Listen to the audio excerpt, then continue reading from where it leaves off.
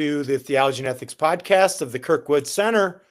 Kirkwood Center is where we connect the best of Christian scholarship to the local church to help equip the church to engage with the culture. We're live today. We got a special, kind of a special event. And as many people will know, we do touch on Roman Catholicism here on the podcast now and again. And we've invited a good friend of the Kirkwood Center to come on live with us today in lieu of the passing of Pope Francis, Jorge Mario Bergoglio, I should say, his born name or his, but Pope Francis died on Monday. His given name, yeah, I couldn't figure out what to say there. I wanted to say Ney, the French N-E-E, born Bergoglio. But anyways, this will be certainly a news story that evangelicals as well will be aware of. Anytime a pope passes, obviously a very big deal, and I think we all sit with some excitement or curiosity about what might come next. So we wanted to have Ed on. Ed is a professor of systematic theology at Sacred Heart Major Seminary in Detroit. And he's also the author of this book, which is Pope Francis and the Legacy of Vatican II, which we will link to. So Ed is somebody who has tracked Francis's papacy through the lens of scholarship, theological, academic theologian. So we wanted to have him on to talk about the life and the legacy of Francis, and also what he thinks might be coming next for the Vatican and for the Catholic community here. So Ed, it's good to see you again. It's always a pleasure to have you on. Thank you. Welcome. You, brother. It's always fun to be with you. I wanted to start just to say a few words. I wanted to start by quoting a passage from one of the possible successors of Pope Francis is Gerhard Cardinal Muller. He's a German cardinal, was actually the prefect for the Congregation of Doctrine of the Faith for several years under Benedict. And one of his many books, he wrote a book called The Pope, His Mission and His Task. This was published in English by Catholic University Press in 2017. But he says something here, which is again, it seems to me an honest perspective of the papacy. He says, in the first place, he says we have to relativize the kind of stereotypes and platitudes that one often encounters, that we're encountering since the Pope died, both in the populist anti-Roman polemic, he says, and in the excessively enthusiastic apologists for the Pope. I know both types of people. And then he says, a divine institution, I know that's a problematic idea for evangelicals, but a divine institution with 266 office holders from St. Peter down to the present day, Cardinal Muller says, cannot remain untouched by the drama of history. The change of epoch, the concrete circumstances and crises, as well as the personalities of the Pope, make the papacy a distinctive phenomenon in the history of the world and of the Church. And here's, in my judgment, the crucial line. A believer sees the Church and the papacy as something instituted by God, but this is certainly compatible with a sober look at the light and shadow in church history, in their antitheses and in their nuances. He says, indeed, this is demanded by the nature of the matter. So to me, this means, for instance, if you consider, Vatican I regarding the solemnity of the teaching regarding papal infallibility, papal magisterium, well, Vatican I didn't hold to the excessive view of the papacy, where the Pope is an absolute monarch. Mm-hmm. nor did it hold the view that would be a maximalist view. Right. Nor did it hold the minimalist view that said that the Pope can only teach in union with the bishops. That would be a minimalist view. That would be an Episcopalism, Hmm. which the Church also rejects. It's a more moderate view, and the more moderate view is such that that when the to say that the Pope teaches infallibly simply means that the magisterium ascribes the highest degree of certainty to a proposition that it already knows to be true. The Church doesn't make anything true. Marriage is the two in one flesh union of a man and a woman. That sexual differentiation is a fundamental prerequisite for the union of marriage. Well, that's grounded in the order of creation. The Catechism, when it talks about the marriage, begins with the order of creation. Creation, fall, and then redemption. Yes, the sacrament is a sacrament of grace, but it's grounded in the order of creation. So we don't. It seems to me important to understand that there will never be a time when the Church says 2 men or 2 women can be married. There will never be a time, because that teaching is true to reality, and then the Church ascribes the highest degree of certainty to that proposition. Okay, so here's the other thing. If we're going to discuss Francis, we have to take the whole man. We can't just pick and choose, or people who say, oh, critics or they've misunderstood Francis. I don't believe that. I don't believe it's just a question of misunderstanding. Hmm. I believe it's a question, and I think you said that in your article. There are times it's a question of a conflict, a discrepancy between what the Church teaches and pastoral practice. Remember, Practice. my Yeah. example was, yes, there's never in any of, in fact, in Amoris Laetitia, the encyclical dealing with marriage and love and all that, in chapter 4, the Pope defends, of course, marriage, sexual difference, the body. Yeah.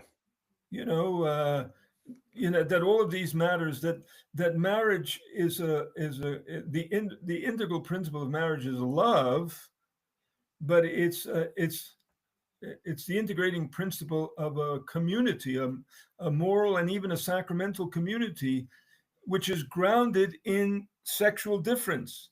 Can't have I always tell my students, when you preach about marriage, don't preach about love, because we live in a culture. Remember? Where's that? Yeah. We The little live in a hearts. culture where people Yeah. say, Yeah.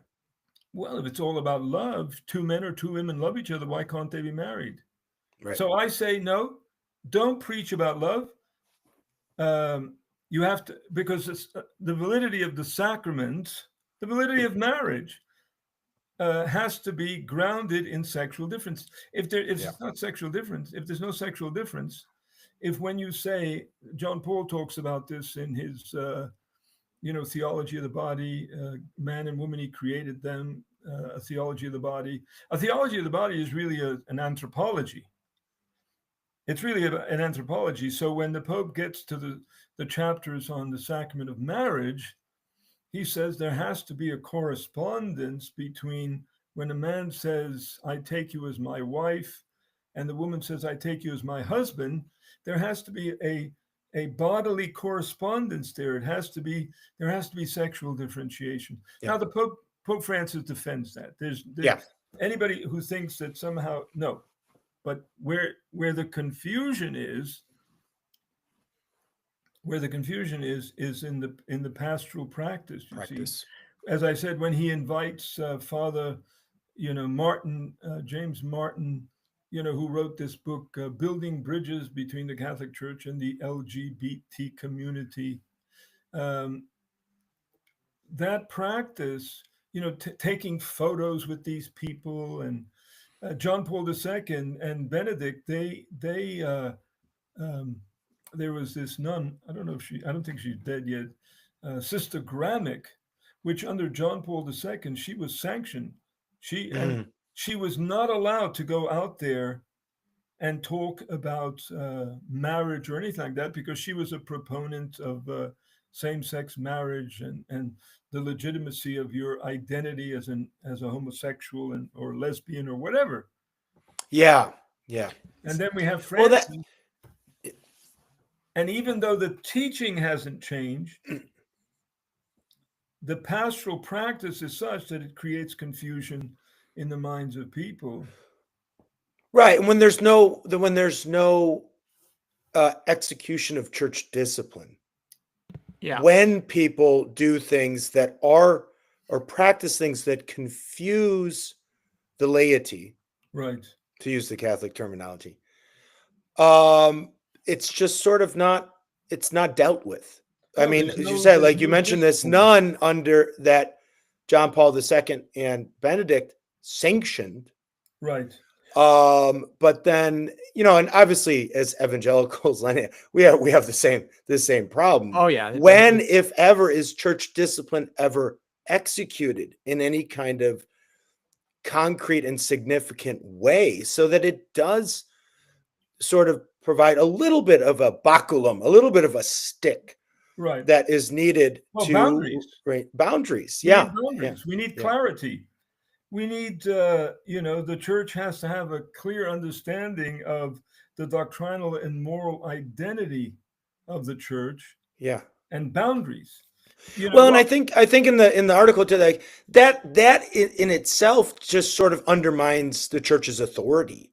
Well, if they're never going to do anything, if the Pope's never going to do anything, or the bishop, then well. It must not be that big of an issue. Let me ask you a question on this, because the sacrament of marriage, the sacral part of this, the sacredness of marriage, it's not simply sexual differentiation for the sake of sexual differentiation. It's because the command is in Genesis, be fruitful and multiply.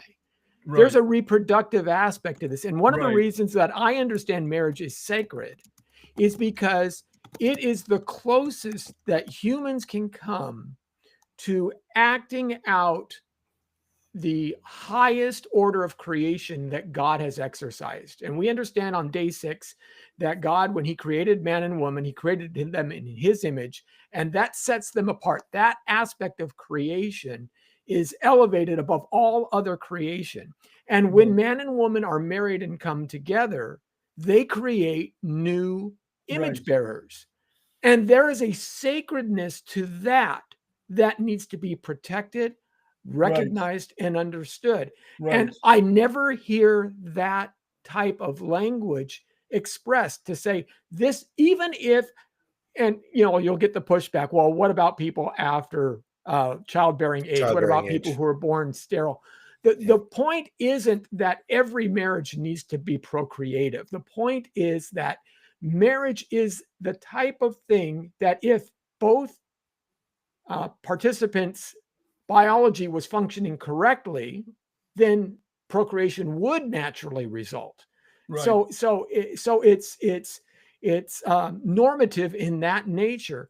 But we don't talk about this undermining of the sacredness. Marriage will cease to be a sacrament if the procreative element is removed from it, and the procreative element is removed from it by definition if you're talking about same-sex unions. Right. No, I agree with all that. I think the importance of emphasizing sexual differentiation is that sexual difference, opposite sex couples, they engage in, and this is what I think you were saying, they engage in the type of sex act, the type of reproductive sex act that is open to life, you see. If it's a reproductive type of sex act that's open to life. Only a unitive act can be generative. Right. You can't have a unitive act, 2 men or 2 women, whatever the heck they do is not a reproductive type of sex act. And so it's not open to life. and so it seems to me that that's the importance of, yes, of course, the end, reproduction and procreation and the raising of children. All of that is obviously integral to conjugal marriage. But um, what we have, the problem we have now has to do with the anthropology that informs, the nature of marriage. We don't, so all of that, the Catechism says in part 3, where it's discussing offenses against chastity, and it talks about homosexuality being an offense against chastity, it says that the church can never accept homosexual sexual acts because they're close to life. But the reason they're close to life is because the unitive is missing. The unitive act. Only a unitive act can be generative, you see. And so all of that is missing. All of that is missing in our contemporary discussions about marriage. I don't know what it's like in evangelical parishes. I mean, I know, for instance, what's his name has written some good stuff. Allison, he's written some good stuff. Greg Allison. Greg Allison on Yeah. on, Yeah, Greg Allison has written some good things good recently stuff on theology of the body. and so Yeah, on. yeah. But I don't. Anyway, that's fine, But it Well- seems to me we don't get that. Like I said, that's why I always say to my students, when you preach about marriage, don't preach about love. Yeah. Well, Ed, I want to do this because we kind of got right into the very specific issue. Right. Let's take a step back though. Because you wrote the book, Pope Right. Francis, The Legacy of Vatican II. Right. And it came out in 2 editions. 16, I think, was initial, and then you expanded it, I think, in the later edition. 2019, it became. So- I revised and expanded it. For our audience, then, I mean, let's talk about what was the sort of more general milieu that Francis is coming into. A couple generations after Vatican II, you have what we would all, I think, consider conservative, traditional Catholic popes in John Paul II, a very famous pope, right? A very popular pope. Right. And then Benedict, who was his successor and also his headed up the congregation for what's it called, the doctrine of and faith, right? Yeah. And a very different kind of papal leader in that than John Paul. This is what happens on live streams. There's the phone. But so what kind of general environment is Francis coming into when he gets elected in 2013? In lieu of those popes and in lieu of Vatican II? I would say that both John Paul II and Francis and Benedict were very doctrinally oriented popes. For instance, and also grounded in the Second Vatican Council. For the 27 years that John Paul II was Pope, and then followed up by, what was it, almost 8 years of Benedict. In those 35 years of John Paul II and Benedict were trying to provide a proper context for interpreting Vatican II documents, because after the Second Vatican Council, there was the way that those texts were received were such that they were leading the church astray. And so if you think of it in terms of a ship, they were trying to, reorder, turn the ship around. For instance, in 1975, John Paul II called an extraordinary synod having to do with the reception of the Second Vatican Council. And the bishops, and by the way, they were bishops. That's another problem with the whole notion of synodality, is that it doesn't just include bishops, it includes laity and so on, which created the illusion that somehow you now separated teaching authority from ordination, you see. So it became a kind of democracy and so on. Is this in at John Paul II's synod, or the synod on synodality? The whole synod. John Paul II didn't talk about synodality. It was a Right. synod Okay. of bishops. In 75. The bishops in 75. Right. And Yeah. under Benedict as well. And then eventually, when Francis started talking about synodality, it included, since it was, in my judgment, a kind of a imbalance. There was, as opposed to the teaching church, it became a listening church. And so you wanted to listen to everybody. So you invited everybody to come on board. And the problem there was that it created the impression that synodality was an ongoing thing where the church was somehow trying to discern what it teaches and blah, blah, blah. That's all nonsense to me.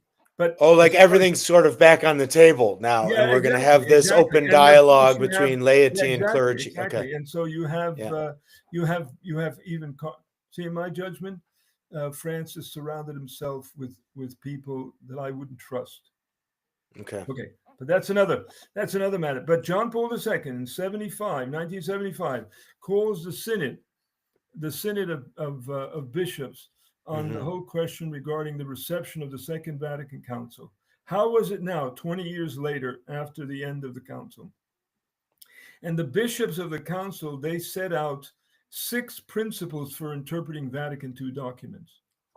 One of the first principle was that you have to attend to all the documents. There are 16 documents, 4 constitutions, on the liturgy, the church, on divine revelation, the church in the modern world.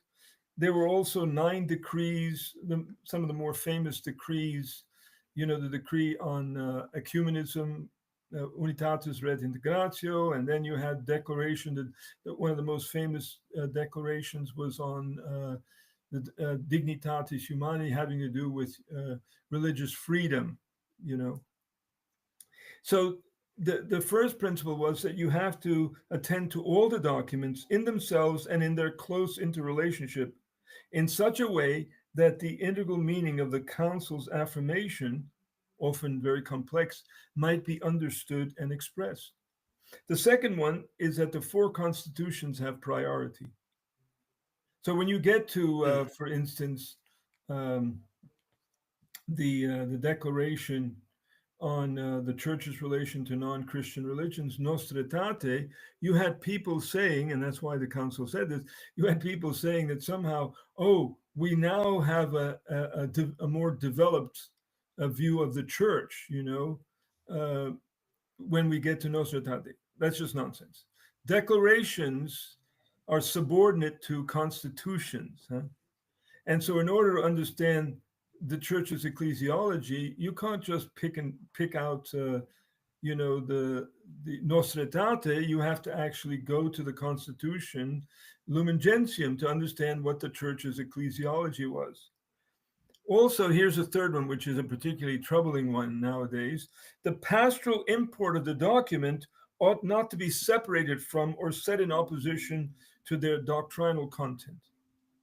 So this is where we have people, in the church, creating an opposition between doctrine and pastoral practice. And here's another one. No opposition may be made between the spirit and the letter of Vatican II, the letter of the text. The letter of the text, the literal sense of the text, which is the sense intended by the authors and so on. When you emphasize, well, what was the purpose of Vatican II? And you say, well, the purpose wasn't fully realized, and you call that the spirit of Vatican II, and then you lead yourself to relativize the text. Yes. Because then you're saying, well, you see, the texts, they're not really normative, because they didn't really fully realize what the church should be teaching, you see. Yeah. And then it said, and then the fifth is the council must be interpreted in continuity with the great tradition of the church, including earlier councils. The church is one and the same throughout all the councils. It's the development, but you have to talk about what development is and so on. And then lastly, Vatican II should be accepted as illuminating the problems of our own day. in my judgment, yes, uh, Francis, in some of his early stuff, he engaged in a discussion of Vatican II and the whole business about whether it's a hermeneutics of continuity versus a hermeneutics of discontinuity. Mhm. But he didn't have the patience for that. He didn't have the patience for getting into that discussion, you see. And so, in my judgment, at times he appeared to be saying that it's all about um, what Vatican II in the Pastoral Constitution of the Church in the Modern World, Gaudium et Spes, talks about as the law of evangelization, where you have to interpret the gospel in you have to listen to the context and all of that. Right. It becomes as if somehow the project of the church is simply to reinterpret and recontextualize the gospel, you see. And so that creates the impression that there's no unchanging truth Right. and so on and so on. And um, so again, you got to take the whole man. You got to read all the stuff that he wrote, early stuff. Evangelii Gaudium, which was the apostolic exhortation. When they would have these synods, there would be a document produced as a result of these synods, and the first synod that the Pope was involved in, Pope Francis, he then produced what, on the whole, is a good document. There are problems with it as well, but Evangelii Gaudium, the joy of the gospel. In my judgment, over time, there's just more lack of clarity. Let me read you a sentence from Pope Paul VI wrote in 1964. This was during the Second Vatican Council, which was 1962, 1965. He wrote an encyclical called Ecclesiam Suum, and he stipulated in that encyclical that one of the proper characteristics of dialogue is clarity. And so he says, clarity before all else. The dialogue demands that what is said should be intelligible. We can think of it as a kind of thought transfusion, he says. It is an invitation to the exercise and development of the highest spiritual and mental powers a man possesses, and so on and so on. Now, in my judgment, I say, this was in my book, not that book, although I did say that. This was in this more recent book of mine that I sent you on Jesus Christ, Scandal of Particularity. I said, respectfully, throughout the second edition of my book, Pope Francis Legacy of Vatican II, I have shown that clarity is precisely one of the virtues lacking in Francis' writings, homilies, and the like. Now, it's also so that was fairly across the, because a lot of people might just be familiar with the sound bites from the media, but you're saying that also in sermons, writings, and documents that he produced, that there was a similar kind of lack There's of clarity. A kind of lack of see, I reject where people say, and I know many people, friends of mine, people just misunderstand Francis.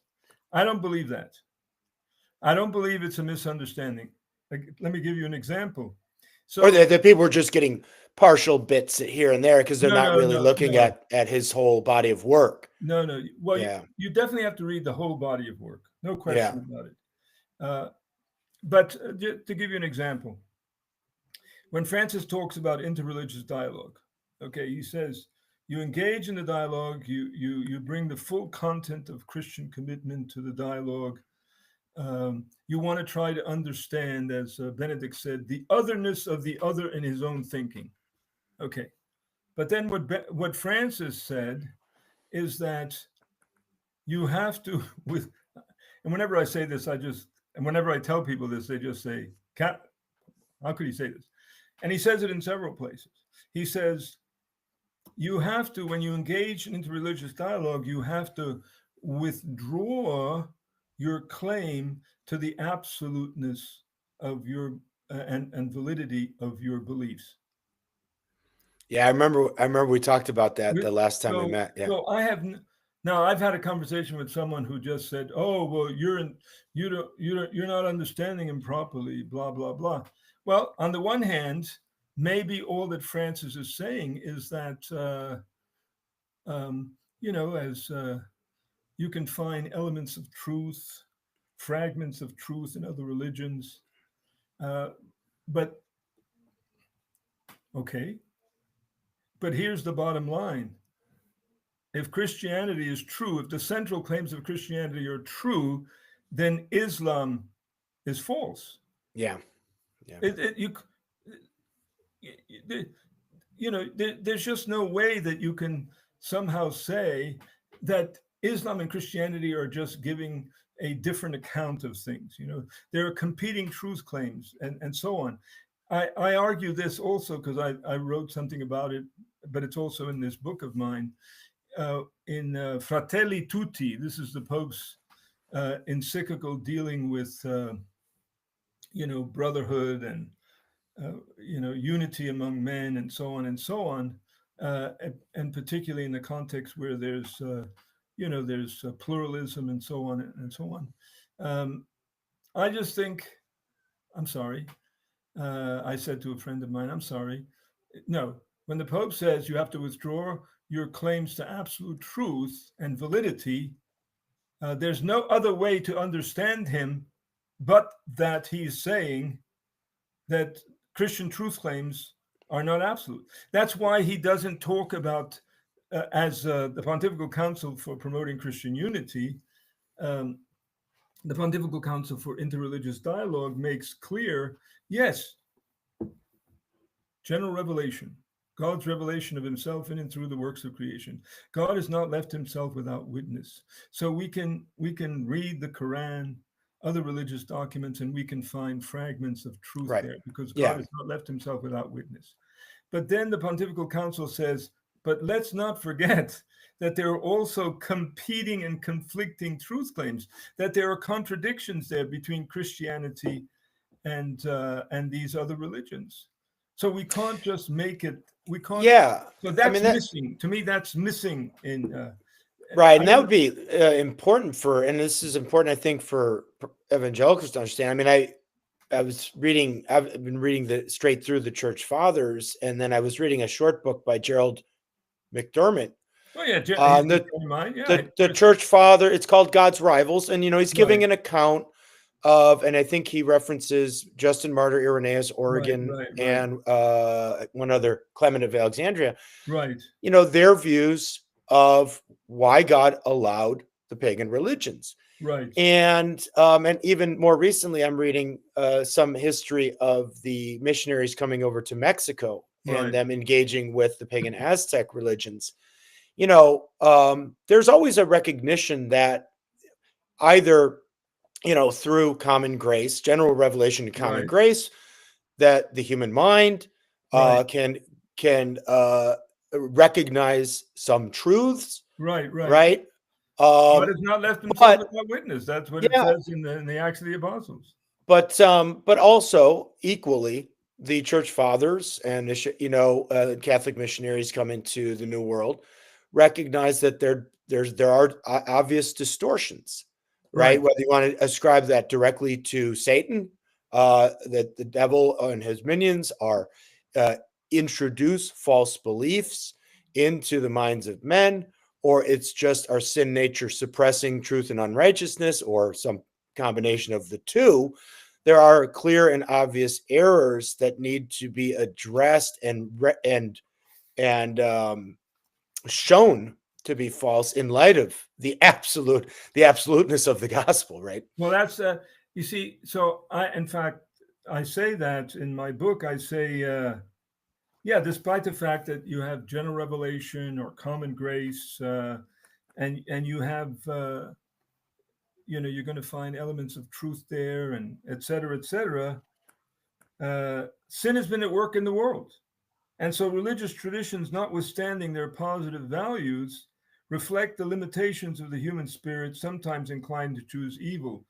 John Paul II says that in an address that he gave prior to the Assisi meeting in '86. The presence of sin and evil, I say, is recognized. Despite general revelation, its human reception is open to resistance and hence to distortion, misinterpretation, and rejection. There was also, this whole business. I also discussed this, the idea of a Christology of religions, where people think, from the Gospel of John, John 1, where where they talk about, that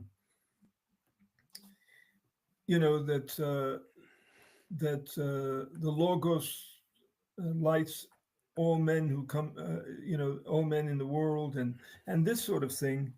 And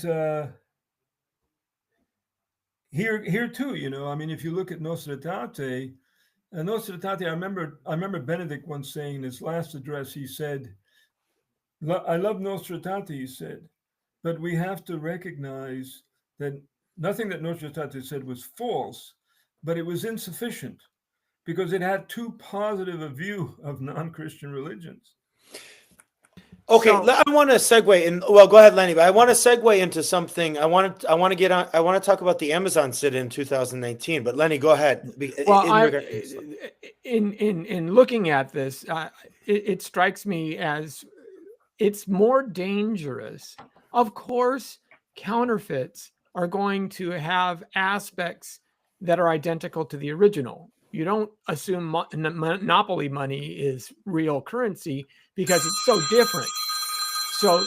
So when you see, even in biblical times, right, when Israel comes out from Egypt and they build the golden calf, Aaron says, "This is Yahweh, and Yahweh is the God who's delivered you." Right. And so he's got part of that right, but the problem isn't the part that he has right. The danger becomes that the part that he has wrong is leading to death. It's leading to, and to me, that's a bigger caution. When you get closer to the truth, but you aren't the truth, the ability to lead folks astray is increased. It's greater, not diminished. And that's why this kind of thing, and those intentional vagaries concern me, because they're intentional vagaries. Ed, that's good. Perfect segue. I want to talk about this because I mean, we did a episode when Fiducia Supplicans came out, and we did talk about that, this practice of blessing individuals in same-sex unions and all how that looked and the optics of it all and everything. I don't think we've talked about this yet in detail, but one of the things that I thought was fairly astounding to me was the Amazon Synod. I think it was 2019, right? And there was a lot of controversy that erupted around that synod. There were, these effigies of Pachamama that were being placed in Santa Maria della Ponte, I think one of the churches by the bridge there, to the point of where these two kids from Austria, like took a train down from Vienna, walked into the church, grabbed a bottle, threw it into the Tiber River. I was almost in like reformational zeal, I wanted to say. But then there was an example of confusion again. Whatever the intent, it's certainly confusing. The practice, and I mean, there was this ceremony in the Vatican Gardens with the planting of a sacred tree, and I think there was a dance. But then I think, and I remember, what's the guy's name? Moynihan, who's got the Vatican report, the Moynihan report. He writes a lot about this. And that at the presentation, the final mass to close out that Amazon Synod, when the offerings came up, and I remember this from being an altar boy when I was a kid, when the offerings came up, it was the, obviously the water and the wine and the Eucharist, the hosts. And there was a woman that came up in her traditional Incan garb or Amazonian garb with this pot of dirt with some plants in it from, I guess, her home soil. And if I remember correctly, the potted plant, the for them sacred dirt, was put on top of the altar. It wasn't put even before the altar. It was put on the altar next to the elements, and it stayed there even through for Catholic, the blessing and transubstantiation of the elements. Now, to me, that was, and I'm not Catholic anymore, but to me, that was a fairly, like, talk about confusion. Because if I were to think, like, here, if I'm a Catholic, I'm taking the sacrament seriously. Here's the body and blood of the Lord and Savior Jesus Christ on the altar, next to a pot of dirt, sacred dirt, which is Makes no the sense. earth. My Yeah. judgment makes no sense. Makes no sense. Let me make a distinction here, Okay. because I think you can find throughout the history of the church, certainly in the early church fathers, the idea where you're appropriating elements from the culture. Mhm. The so-called where you take things. It's like Aquinas. Plundering Egypt, right? Yes, right. Augustine's term, I Yeah, think. right, exactly. So you're doing that, but the fact is, it has to be transformed. It has to be transformed in the light of the gospel. It's like Aquinas in his treatise on what's his name, on the Trinity. Anyway, he says at one point about the relationship between philosophy and theology. He says the relationship is such, it's not like mixing water and wine, he says.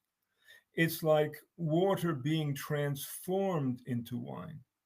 And so, you have throughout the history of our culture, you have theologians, Christian theologians, philosophers, they've engaged, Augustine engages the Platonists, the Neoplatonists, and the same thing with Aquinas and many. And closer to our own times, you had, John Paul II and Benedict, but John Paul II, he appropriated elements of the phenomenological tradition, Husserl and those, and so on and so on, all of those things. But they have to be transformed. It's not just because you have to ask. We're not eclectics, you see.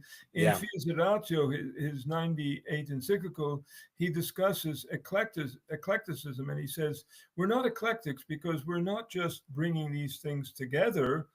We have to understand how they hang together in the system that we're discussing, you see. And they have to be transformed in the light of the gospel, in the light of the Christian tradition, and so on. So, all this business about the Pachamama and all this, to me, that's just a total, this is a total confusion that you think you have to affirm this culture without its reverence for the divinity of the earth, blah, which blah, blah, and blah, and blah. I mean, there was well, it's just It's one total of nonsense. The one of the divinity other, of the I earth. The think, earth is not divine. The first thing to say. but it's always the primary. Well, I It's sort know, of the but primary it's confusion. confusion. It's confusion. It's total confusion. Those things are just, totally mislead people. Not because you don't think that you not because we don't think that we can learn something from these other traditions, these other cultures, but as we do that, they have to be transformed. You have to engage critically. You can't. One may say, "Wow, I've learned a lot from from Kant's grounding of the metaphysics of morals." But you can't just be a Kantian as a Christian. Whatever it is that you think you've learned, there has to be a kind of a critical appropriation of this. Right. It can't just be, oh, I'm just baptizing, as people sometimes say. That's why I always quote Aquinas. Aquinas says the relationship is such that you are not. It's not water and wine. It's water being transformed into wine, and so you're transforming, the thoughts of what's his name, of Kant or whoever, of Edmund Husserl or Heidegger or whatever. I mean, do you think Francis's background as a Jesuit plays at all into this? Does that, I mean, because I don't know the history of the Jesuits that well. Now, certainly they started out as counter reformers, right?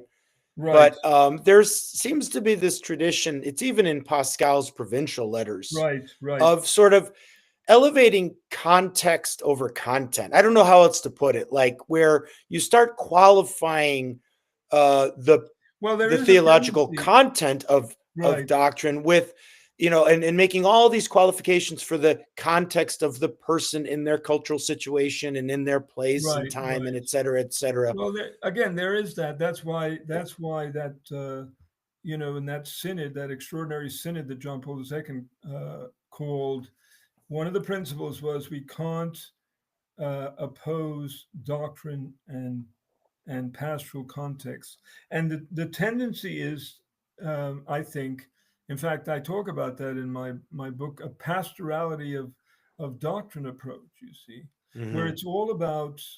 That's how wrongly interpreted, that the law of evangelization, as I mentioned earlier, from from the Gaudium et Spes, the Pastoral Constitution of the Church in the Modern World, where the idea is that you understand the gospel in the light of the context and all that. To me, what happened there is that people then take the project to be, we're just always reinterpreting and recontextualizing the gospel, the teachings of the church, and so the church becomes purely a listening church And as not a opposed teaching to a church. teaching church. You see. Yeah. Well, and this is the Mm. second caution that I've seen as well, because I think that many people, both in laity, but more importantly within, say, the media, have assumed that, and they at least hope to assume that they felt that there is something with Francis that gave them a unique opportunity to move Roman Catholicism more towards a progressive ideal than had been available in the past. And we talked a little bit about this offline, where I think that they did it in a twofold way. First of all, they praised Francis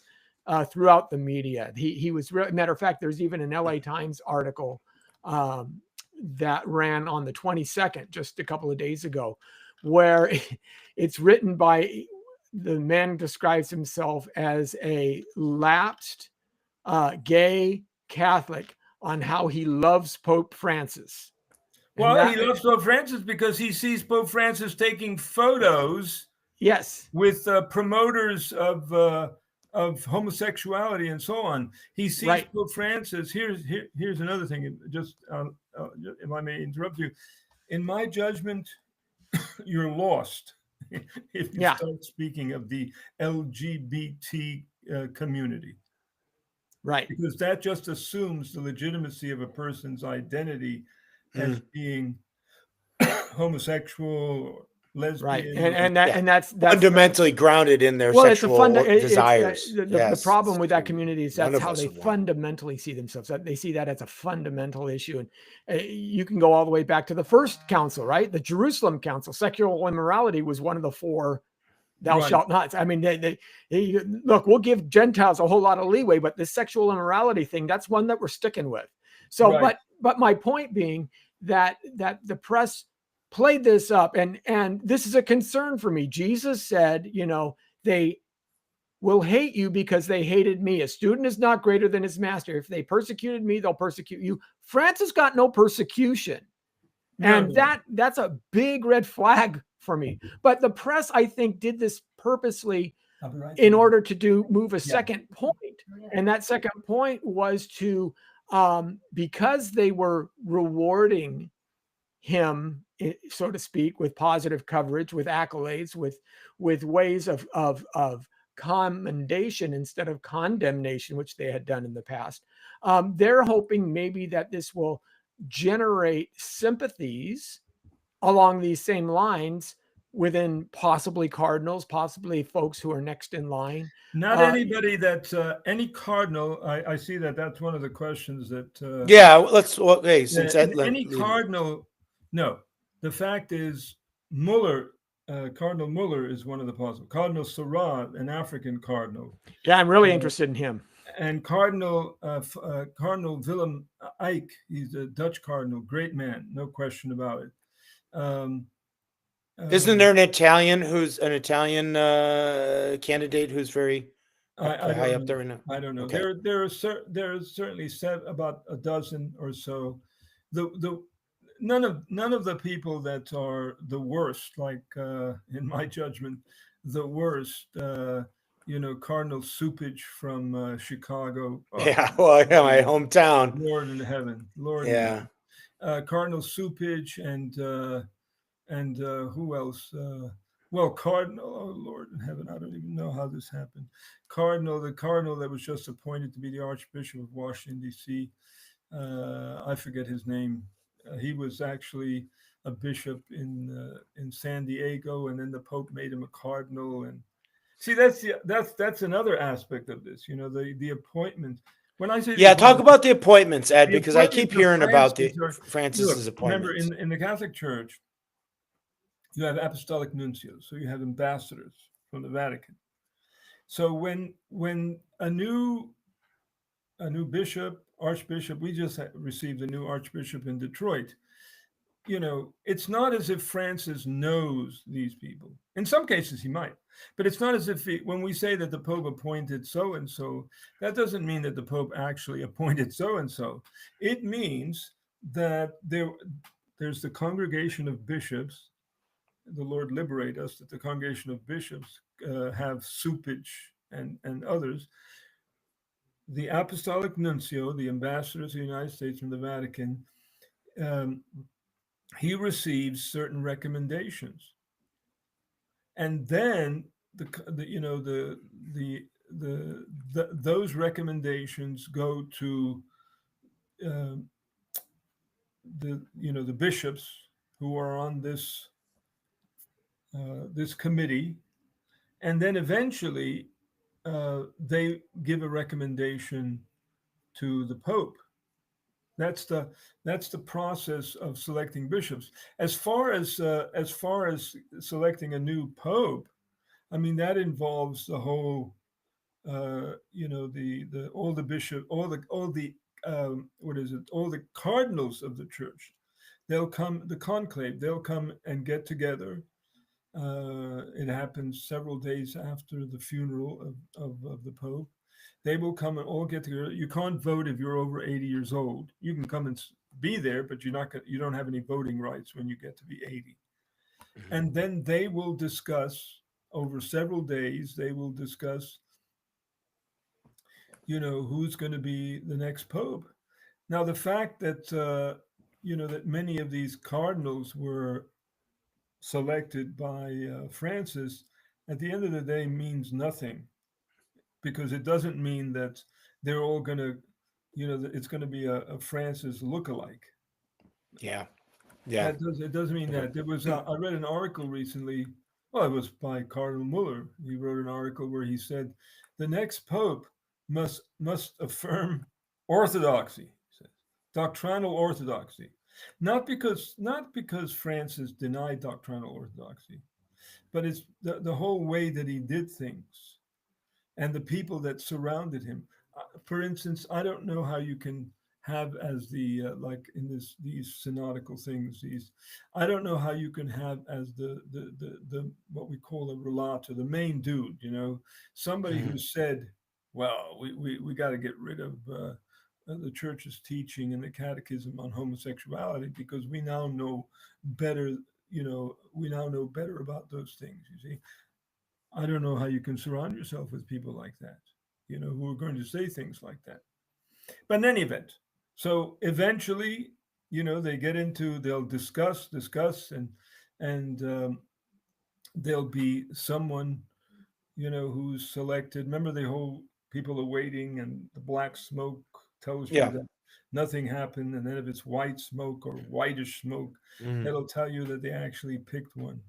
I remember, and my colleagues and I, in 2005 when Benedict was elected, we went crazy because we were ecstatic that that Ratzinger was elected pope. Yeah, I was still in Germany a lot in those days, and all my German friends were thrilled, even though most of them were just very nominal Catholics. But there Right. was all these memes going around. Wir sind Papst, and so Yeah, yeah, you yeah. know, wir sind Papst, and it had these images Let of me just say one more Ratzinger thing. with the Moss of beer and stuff. But I yeah, he used was. I used to say to people, you know, I used to say this to evangelical, Protestant, Reformed people that I know, and I'd say to them, I know you're not Catholic, but does it matter to you when the Pope goes?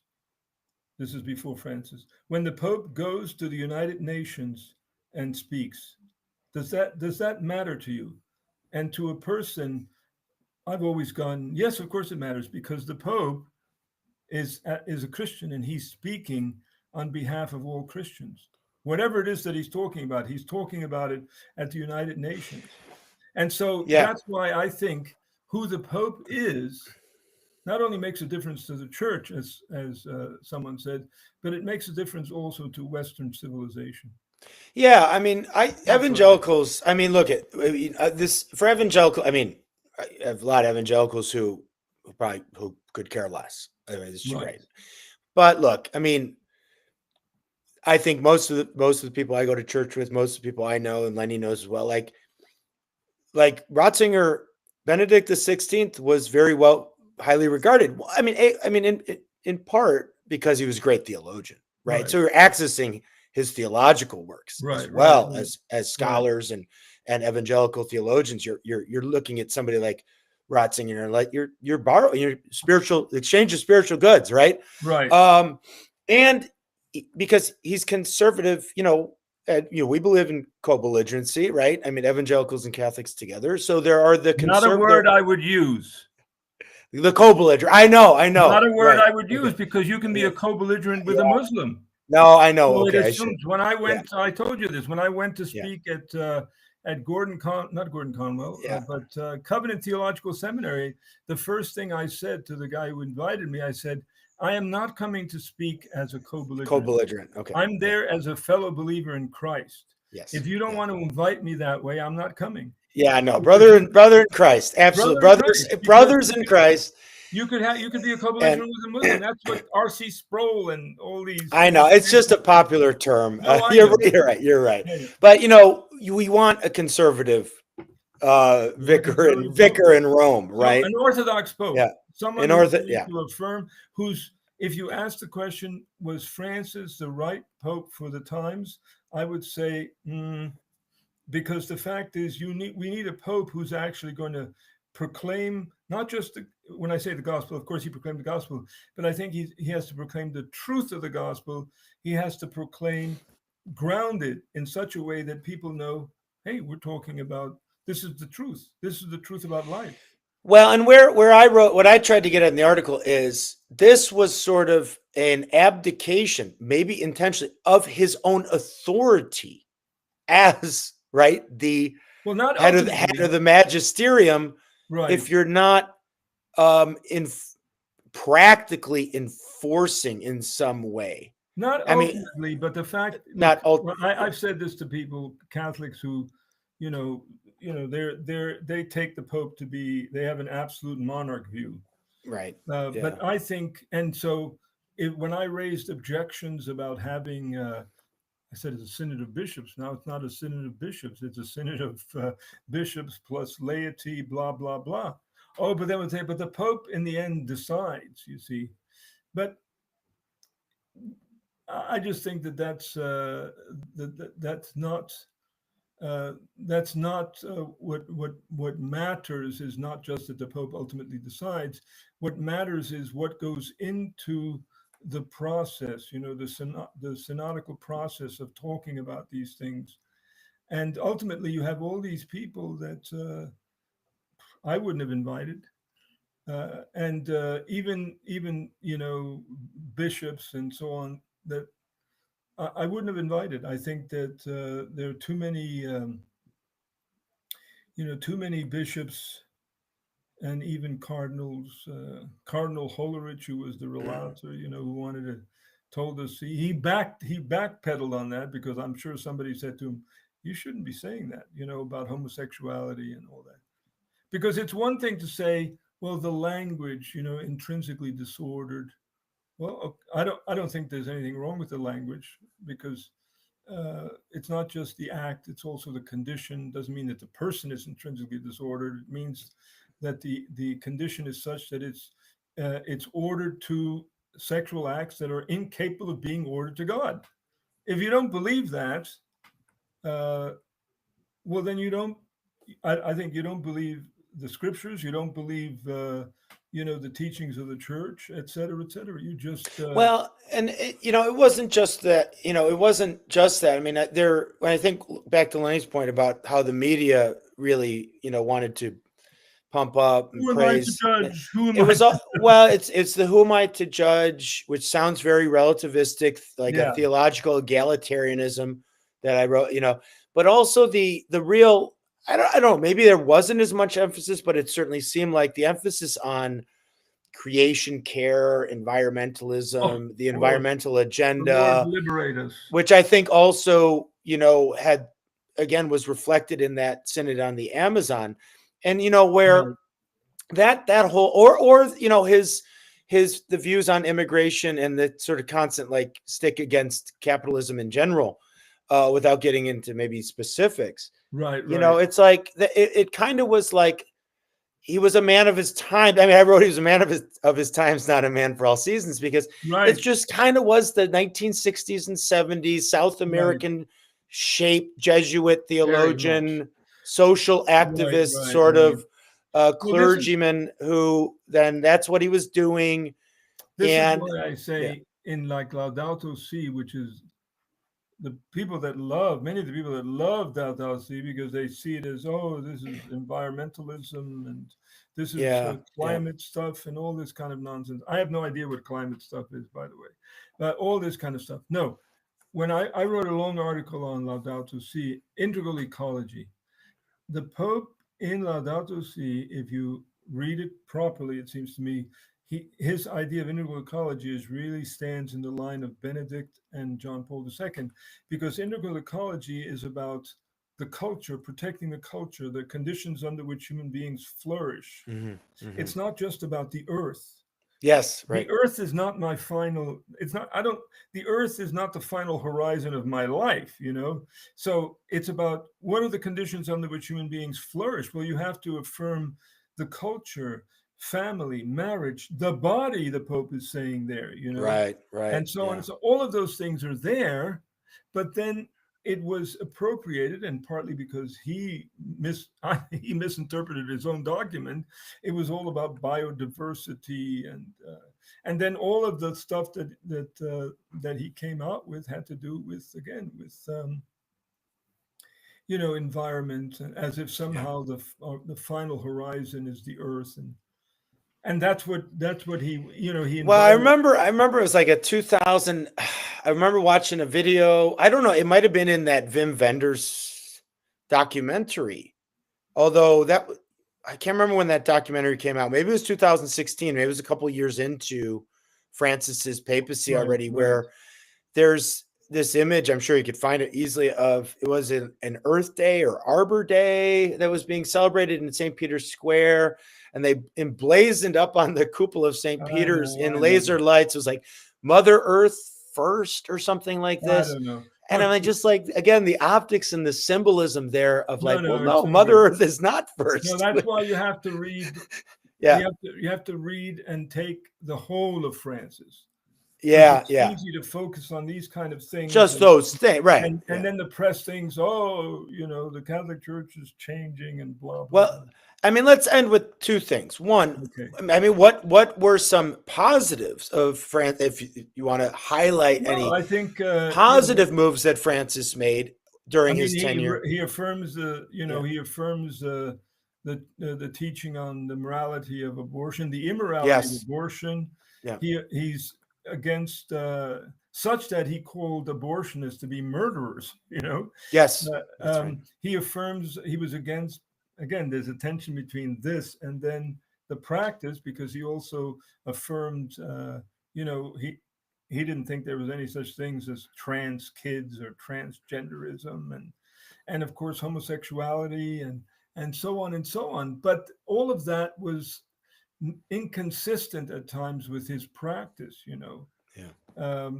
But and then his commitment to the poor and of course, yeah, I mean, there's a place for being committed to migrants. I mean, I always distinguish between migrants and illegal aliens. You know, those are two different people that are migrants that are being driven out of their country for reasons of their lives and so on. So there are a lot of things that the Pope was committed to, which I think is good. It's fine, but there are also, you know, again, confusing things, which is what we've been talking about. So what do you see? I don't know if you want to speculate too much, but we kind of touched on it. But what do you see going forward? I have no idea. I mean, I'll tell you. I hope. Yeah, what would you like to see? Well, I'd love to see Cardinal Muller. I would be happy with the African Cardinal Sarah. He's kind of older though, isn't he? He's 79. Okay. All right. That doesn't matter though. There's no age. Sometimes people say, I mean, look, Francis was 88. Sometimes people say, well, I mean, not when how old was he when he came in though? Well, he was 12 years ago. Yeah, 12 years. Yeah. Okay. So he was 77 or something, or 76. Okay. So it wasn't. Yeah. So for me, Cardinal Muller, Cardinal Sarah, or Cardinal Ike of the Netherlands. So there's a conservative Dutchman, really? Oh, absolutely. Actually, there is. Ike, is he the only one? No, you know, the Dutch bishops. The Dutch bishops tend to be good bishops. Yeah. It's the remnants of post-Vatican II. You know, they thought that there weren't going to be any more priests. The laity was going to run the church, and blah blah blah. All of that nonsense, which never happened, of course. So, you know, I don't know. I don't know. An African bishop, would seem reasonable to me, because I'm looking at sometimes these global population numbers and birth rates, and from what it looks like, it's only a handful of the African countries that have actual positive birth rates and growth and population growth. So I don't know if that matters. Maybe it would also throw the media fits. How do you cover a conservative pope who's the first black pope in the church's history? Talk about throwing people for a loop. Died in knots. Well, how are you going to say anything bad about him? That's right. You're going to have some real difficult times there. I think that would false consciousness. You just, you got to throw the mercy in terms of. I have to go, but there was this one. Time at one of the 2014 Synod on the Family, some of the bishops were critical of the African bishops, and they suggested that somehow these African bishops weren't enlightened yet. They were still living in the dark ages, you know. And of course, there are I was talking to Ian Paul, he's a reverend up in the Anglican. He's saying that there are just people coming and saying, yeah, we need to the African churches, the Anglican church, they're backwards. We need to enlighten them all over again. You know, it's like, so they're coming out and just. I gotta go. All right, Ed. Well, this has been really good. Thanks everybody for joining us. We'll do it again after the election of the next pope. I'd be happy to come on. And we'll come back on. All right. Thank you, brothers. Good seeing you again. Take care, brothers. Okay.